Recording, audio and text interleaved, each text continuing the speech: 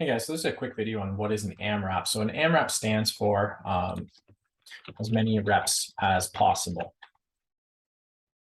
So this basically means that in a 15-minute period, I want you to complete as many reps as possible of these three exercises.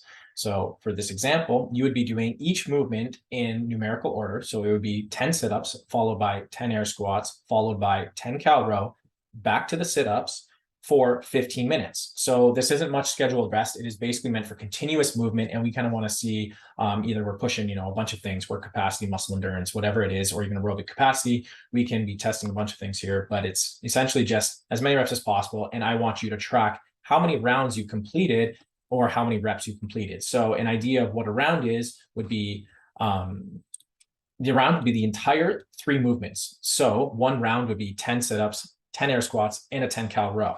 So you can actually say if you completed that 5 times and then you got into 3 sit-ups, you could say 5 plus 3.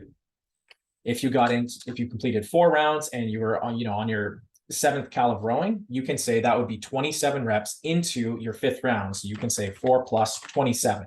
And that to me says that you completed all 3 of these movements 4 times and you finished almost your 5th round, just stopping 3 calories shy of that final row.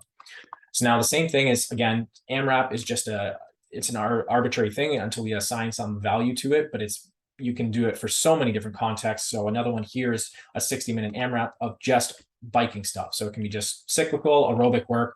It is just basically 500-meter row, 50 cal bike, back and forth for 60. So similarly, just like the AMRAP, I want to know how many rounds you've completed in that time. So it can be, say, for some reason, you're real fast that day, you can say 18 plus 200 meters or something like that. And that tells me that you've completed 18 of these, 18 rows in 18 50 cal bikes, and then you just finished up 200 meters onto your row in this total 60 minutes. So that's basically what an AMRAP is. Now I can also use that term for other things. So like a bench press. So we can also use it for movement. So I can say that I want you to perform a bench press of as many reps as possible at 90 pounds. So this is basically, I want you to push to complete failure on this movement at 90 pounds. And then you're going to rest 4 minutes and you're going to do that 3 times, of course. Now this is a bit of an extreme example. Most of the time I wouldn't give that many AMRAP sets. But anyway, like I said, it's just arbitrary. So you can have AMRAP. And then sometimes I'll actually do an AMRAP -1.